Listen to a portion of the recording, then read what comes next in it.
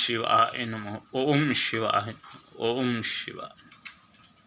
মোৰ শ্ৰদ্ধাৰ অসমবাসী ৰাইজ, মই কেইটা কথা ক'ম, আপোনালোকে সকলোৱে শুনিব কথাখিনি। কালি শুনিব পাইছিলোঁ যে ৰাইজে জুবিনৰ সেই জেগাত যোৱাটো 6টাৰ পৰা 10টা বজালৈকে সময় বান্ধি দিছে চৰকাৰে। শুনি বৰ দুখ লাগিছিল যে এইটো কিহৰ আকৌ আইন বনাইছে। এটা আইন বনাইছে যে সুৰাপান কৰি যায়, কিবা যায়, সেইটো আৰু বাধা দিব পাৰে, সেইটো যুক্তিৰ কথা। কিন্তু 6টাৰ পৰা 10টা বজালৈকে তাৰ পিছত যে তাত কোনো থাকিব নোৱাৰিব, এই আইনটো কিহৰ আইন দিছে। তেওঁ ক'ব বিচাৰিছোঁ যে জুবিন হয় মানুহ, কিন্তু মানুহ নহয়। এতিয়া মৰি যোৱাৰ পিছত মানুহে গম পালে যে তেওঁ এজন ভগৱান আছিল। আৰু সেইটো মৰাশালি নহয়, সেইটো তীৰ্থস্থান হয়, ধাম। এইটো এতিয়া স্বৰ্গপুৰী হ'ল। এতিয়া ৰাতি দিন মানুহ গৈয়ে থাকিব। পাৰিলে চৰকাৰক মই ক'ব বিচাৰিছোঁ, যদি আপোনাৰ ইমান জ্ঞান আছে, বুদ্ধি আছে, এই যে দুৰ্নীতিৰ টকাবোৰ, সিদ্ধাৰ্থৰ টকা, চামকানুৰ টকা, আৰু যে কিমান অসমত লুটি ৰাখিছে, সেই টকাবোৰ তাত সেই দূৰত মানুহবোৰ আহিব যে তেওঁলোকক খোৱা বোৱা দিয়ক, আৰু লংঘৰ এটা বনাই দিয়ক, যাতে জুবিনৰ ধামত আহি ৰাইজে এমুঠি খিচিৰি হ'লেও খাই যাব পাৰে। সেই কাম কৰক। আপুনি বন্ধ কিয় কৰে? এইটো ভগৱানৰ ধাম, আপুনি দেখা নাই? বাবা ধাম, কৈলাশ, এই কাশী বিশ্বনাথ ধাম, মই গৈছিলোঁ নহয়। ৰাতি দিন মানুহ শুয়ে থাকে, তাত বহি থাকে, শুই থাকে, নাম কৰে, কীৰ্তন কৰে, কৰিয়ে আছে ৰাতি দিন 24 ঘণ্টা। সেইটো ভগৱানৰ ধামহে।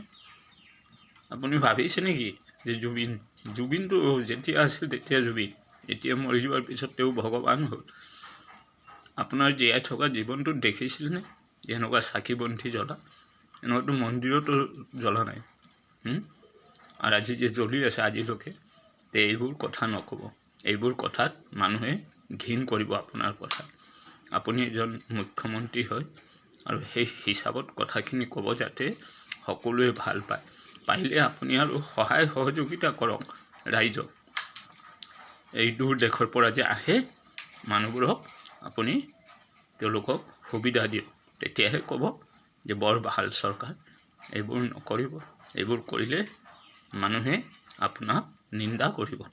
কিয়? এতিয়া জুবিন হৈ থকা নাই, এতিয়া জুবিন বাবা হ'ল। বাবা যেনেকুৱা আমাৰ শিৱ বাবা, ভোলা বাবা, তেনেকুৱা জুবিন বাবা।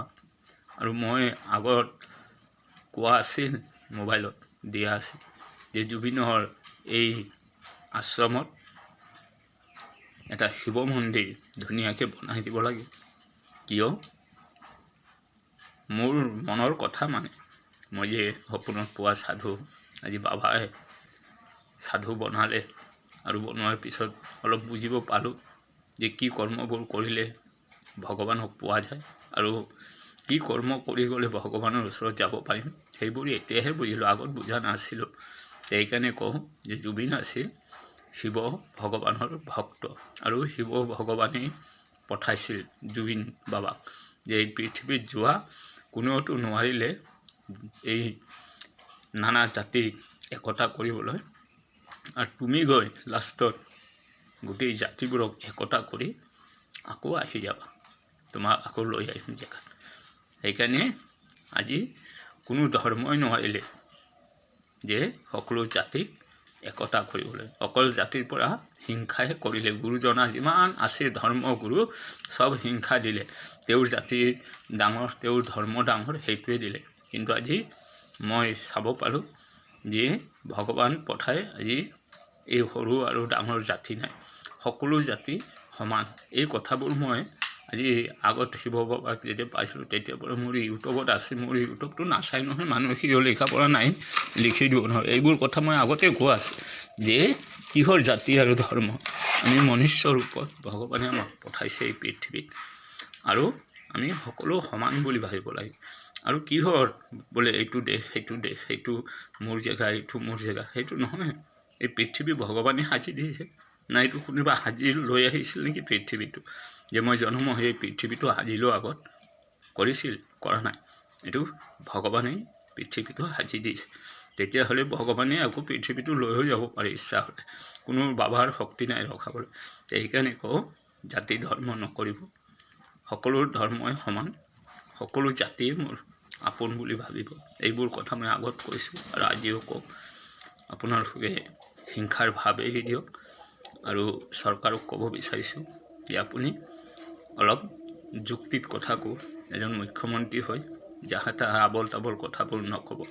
আপুনি এটা মাত্ৰ কৰ্ম কৰক, যে এই ৰাইজক সান্তনা কেনেকুৱা দিব পাৰে সেইটো কৰক, ন্যায়টো আগত দিয়ক, সেই ব্যৱস্থা আগত কৰক।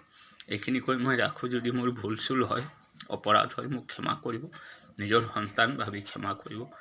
আৰু বৰ দুখ লাগে, মই যাম বুলি ভাবিছিলোঁ যে দৰ্শন কৰিম, কিন্তু হ'ব, সময় আছে, যাব পাৰিম। দৰ্শন কৰিলেই যে তাত কৰিলেই যে মোৰ আত্মা শান্তি হ'ব সেইটো নহয়। মোৰ আত্মা ইয়াত থাকিও শান্তি হ'ব, আৰু দৰ্শন মই ইয়াতো বহি কৰিব পাৰিম। মই আজিলৈকে 4 দিন সপোনত পালোঁ জুবিন বাবা, আৰু 2 দিনৰ সপোনটো হয় মনত নাই, আৰু 2 দিনৰ সপোনটো মনত আছে। আৰু এদিনৰ সপোনটো বৰ ভাল সপোন দেখিছিলোঁ।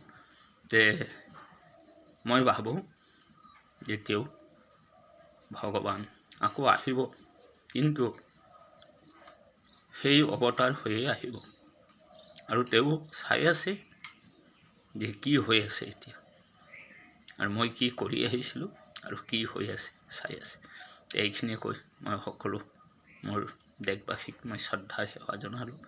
যদি মোৰ ভুল চুল হয়, অপৰাধ হয়, মোক ক্ষমা কৰিব। আৰু আপোনালোকৰ মূৰত যাতে শিৱ ভগৱান আৰু মা পাৰ্বতী মাৰ চৰণৰ আশীৰ্বাদ থাকে, আমাৰ জুবিন বাবাৰ চৰণৰ আশীৰ্বাদ যাতে দেশবাসীৰ মূৰত থাকে। জুবিন বাবা যাতে ন্যায়টো জলদি যাতে পায়, আৰু আমাৰ আত্মাবোৰ যাতে শান্তি হয়। এইখিনি কৈ ৰাখোঁ। ওম শিৱায় নমঃ, ওম শিৱায় নমঃ, ওম শিৱায় নমঃ।